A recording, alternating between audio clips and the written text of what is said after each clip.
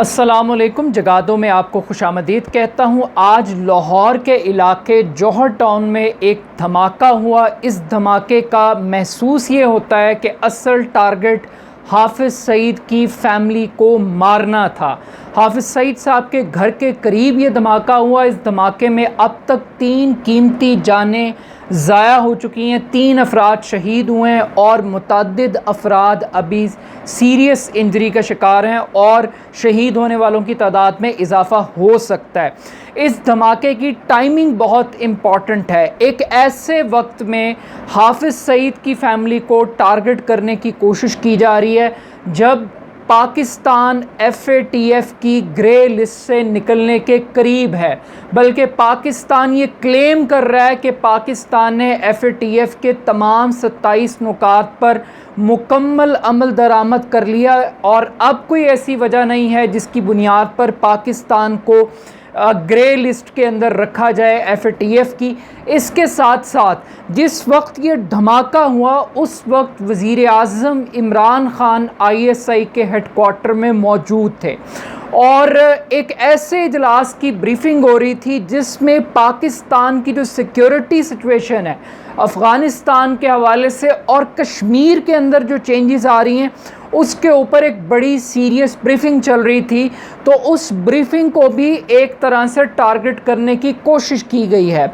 इस धमाके की एक तीसरी बड़ी बुनियादी वजह वो कश्मीर के अंदर जो आर्टिकल 370 के ख़ात्मे की जानिब मोदी हुकूमत एक ऑल पार्टीज़ कॉन्फ्रेंस करने के लिए जा रही है कल, और कश्मीर के अंदर मोदी नवाज़ जो स्टेक होल्डर्स हैं उनको मदऊ किया गया है और उनके साथ एक डायलॉग करने जा रही है मोदी सरकार कि किसी तरीके से वो कश्मीर के ऊपर जो मोदी सरकार का एजेंडा है उसको मेंटेन कर सके।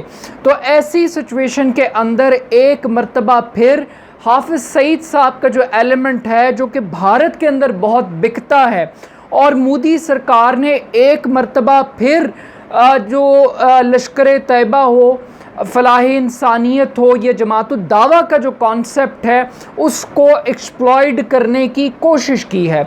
बज़ाहिर हुकूमत पाकिस्तान बड़ा महदूद तरीके से रिएक्ट कर रही है। इसमें दबे दबे अल्फाज के अंदर गैर मुल्की ताकतों का जिक्र किया जा रहा है इस धमाके के अंदर, लेकिन साथ ही ये कहा जा रहा है कि जो हाई वैल्यू टारगेट था वो पुलिस सिक्योरिटी की वजह से नाकाम हो गया। वो टारगेट अचीव हो सकता था अगर वहाँ पे पुलिस ना होती। इट मीन्स के रियासती इदारे भी ये समझते हैं कि हाफिज़ सईद की फैमिली को टारगेट करने की कोशिश की इस ब्लास्ट में, मगर बदकिस्मती के साथ बहुत सारी कीमती जानें आम शहरी वो इस ब्लास्ट का शिकार हो गए। लेकिन इम्पॉर्टेंट बात यह है कि एक ऐसे वक्त के अंदर ये ब्लास्ट हुआ है जब इमरान खान साहब बैनुल अक़वामी मीडिया को मुसलसल इंटरव्यूज़ दे रहे हैं। इमरान खान साहब के आर्टिकल पब्लिश हो रहे हैं जो अफ़गानिस्तान के अंदर जंग के पुरअमन हल की बात कर रहे हैं, जो अमेरिका को अड्डे देने से इनकार कर रहे हैं, जो अमेरिकन बूट्स को पाकिस्तानी सॉइल पर एक्सेप्ट करने के लिए तैयार नहीं है। अमेरिका को ड्रोन अटैक्स करने की कीमत इमरान खान साहब ये कह रहे हैं कि अगर ड्रोन अटैक्स करने की इजाज़त दी गई तो एक मर्तबा फिर पाकिस्तान को दहशतगर्दी का निशाना बनना पड़ेगा। तो ऐसे नैरेटिव के साथ जब इमरान खान साहब अपना एक केस बिल्ड कर रहे हैं तो उस सूरत हाल के अंदर ये ब्लास्ट हुआ है लाहौर में, पाकिस्तान के दिल में, हब में, एक ऐसे इलाके में जो कि एक गुंजान आबाद एक रिहायशी इलाका है। अमूमी तौर पे जो ब्लास्ट हैं अगर आप उनकी हिस्ट्री चेक करें तो वो पब्लिक प्लेसेस पे होते हैं, गैदरिंग्स वहाँ पर होती हैं, चाहे वो मस्जिद हो, मंदिर हो, चर्च हो, बाज़ार हो, कोई पब्लिक प्लेस हो, ऐसे मकामात होते हैं। लेकिन ये एक रेजिडेंशियल एरिया था और इस रेजिडेंशियल एरिया के अंदर जो एक ही टारगेट बाज़ाहिर दिखाई दे रहा है वो हाफिज़ सईद साहब की फैमिली थी। अगर मैं हाफिज़ सईद साहब के केस की बात करूं तो गुज़श्ता साल हाफिज़ सईद साहब को 3 मुख्तलिफ़ मुक़द्दमात में इंसदाद दहशत गर्दी की अदालत ने 11 साल की सज़ा सुनाई है उनको, और इस वक्त वो जेल में कैद हैं।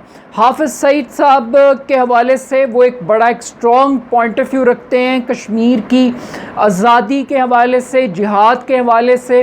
हाफिज़ सईद साहब पाकिस्तान के अंदर बहुत सारे ऐसे फलाही इदारे भी चला रहे थे जिनकी लोग बड़ी तारीफ़ भी करते रहे। मदारिस की एक बहुत बड़ा एक एम्बुलेंस सिस्टम उनका पूरे पाकिस्तान के अंदर मौजूद था।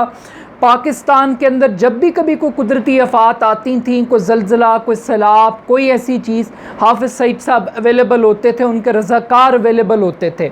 मगर जब से बॉम्बे अटैक हुआ और उसके बाद हाफिज़ सईद साहब के ख़िलाफ़ कार्रवाई के लिए मज़ीद दबाव बढ़ाया गया भारत की जानिब से, फिर सिक्योरिटी काउंसिल के दबाव की वजह से हाफिज़ सईद साहब को कलअदम करार दिया गया, उनकी जमात को कलअदम करार दिया गया, उनके असासे मुंजमद किए गए सिक्योरिटी काउंसिल की बुनियाद के ऊपर। लेकिन ये बात भी रियलिटी है कि सिक्योरिटी काउंसिल ने हाफिज़ सईद साहब की दरख्वास्त पे उनके जो ज़ाती अखराजात हैं उनको करने के लिए उनके जो बैंक अकाउंट्स है उसमें से रकम निकालने की इजाज़त दी, ताकि जो उनकी बाकी फैमिली है उसके मामलात चलते रहें। तो हाफिज़ सईद साहब एक तवील अरसे तक इसी घर के अंदर नज़र बंद रहे जौहर टाउन में, और लेकिन दबाव बढ़ता रहा। इंडिया की जानिब से भी डिमांड की जाती रही उनके ख़िलाफ़ कार्रवाई की, और इंटरनेशनल प्रेशर भी रहा। पाकिस्तान एक तवील अरसे तक हाफिज़ सईद साहब को डिफेंड करता रहा, मगर जब FATF का मामला आया और पाकिस्तान को ग्रे लिस्ट में डाला गया, और ग्रे लिस्ट के बाद ये ख़तरा पैदा हो गया कि शायद पाकिस्तान को ब्लैक लिस्ट किया जा सकता है, तो ऐसी सूरत हाल के अंदर रियासत पाकिस्तान ने अपनी पॉलिसी में एक बहुत बड़ा शिफ्ट पैदा किया और फिर हाफिज़ सईद साहब के ख़िलाफ़ मुकदमात कायम किए। रियासत ने जो लश्कर तैयबा थी, फिर वो फ़लाह इंसानियत बनी, और फिर फ़लाह इंसानियत के बाद जमात उद-दावा बनी। इस जमात के तमाम तर एसेट्स को, तमाम रिसोर्स को, तमाम चीज़ों को स्टेट ने टेक ओवर कर लिया, और स्टेट ने इंश्योर किया कि जो बैनुल-अक़वामी मयार है, जो बैनुल-अक़वामी सिक्योरिटी के तकाज़े हैं, उनके मुताबिक हाफिज़ सईद साहब के साथ ट्रीटमेंट किया जाए, और कोई कानून से बालातर नहीं है। कई मरतबा हाफिज़ सईद साहब को इंडिया के हवाले करने का भी मुतालबा किया गया, मगर पाकिस्तान ने हमेशा ये स्टैंड लिया कि पाकिस्तान की अदालतें आज़ाद हैं, अगर किसी के पास कोई एविडेंस है तो वह हाफिज़ सईद साहब के अगेंस्ट अपना केस प्लीड कर सकता है, एक्सप्लेन कर सकता है।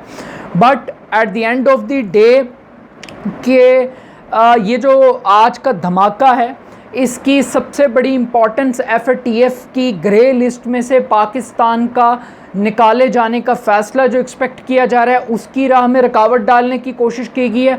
नंबर 2, ISI के हेडक्वार्टर में जो सिक्योरिटी इजलास हो रहा था, जिसमें कश्मीर और अफ़गानिस्तान की सिचुएशन को डिस्कस किया जा रहा था, उसको मैसेज कम्युनिकेट करने की कोशिश की गई है।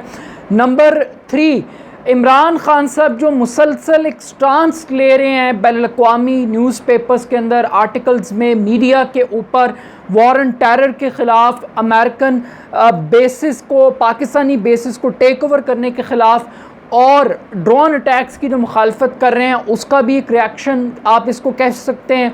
और जो लास्ट वन में जो मोदी ऑल पार्टीज़ कॉन्फ्रेंस करने के लिए जा रहा है, कश्मीर में अपना जो नया एजेंडा इम्पोज करने के लिए जा रहा है, उसके लिए एक मरतबा फिर हाफिज़ सईद साहब को एज अ टूल किट के तौर पर एक लाइमलाइट में लाने के लिए, एक स्टोरी को करने के लिए अटैक किया गया।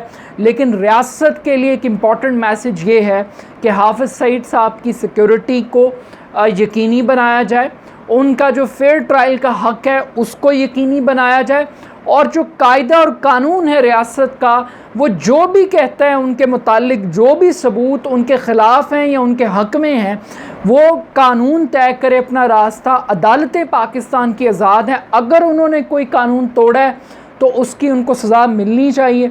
और अगर उन्होंने वो मतलब समझते हैं कि अपना केस वो लड़ सकते हैं, तो पाकिस्तान की अदालतें जो है हमें उस पर भरोसा करना चाहिए। लेकिन आज का ये जो बॉम्ब ब्लास्ट है लाहौर के अंदर, इसका सीधा सीधा वन लाइनी टारगेट जो था इस एरिया के अंदर, वो हाफिज़ सईद साहब की फ़ैमिली को उड़ाना था। अल्लाह ताला वो जो 3 अफराद, जो 3 कीमती जानें जो अब तक शहीद हुए अफराद, अल्लाह ताला उनकी मग़फ़िरत फ़रमाए, और जो लोग ज़ख्मी हुए उनको भी अल्लाह ताला सेहत अता फ़रमाए। यकीनन ये वाक़या काबिल मज़म्मत है, काबिल अफ़सोस है, मगर ये मैसेज है कि अभी वॉर ऑन टेरर ख़त्म नहीं हुई, अभी दहशतगर्दी का ख़ात्मा नहीं हुआ। नेशनल एक्शन प्लान के ऊपर, FATF के ऊपर और दीगर मामलात के ऊपर पाकिस्तान को अभी कॉन्शियस रहने की मज़ीद ज़रूरत है। अपना फ़ीडबैक मुझे ज़रूर दीजिएगा। मेरे YouTube चैनल को जगादो को ज़रूर सब्सक्राइब कीजिएगा। बहुत शुक्रिया। अल्लाह हाफ़िज़।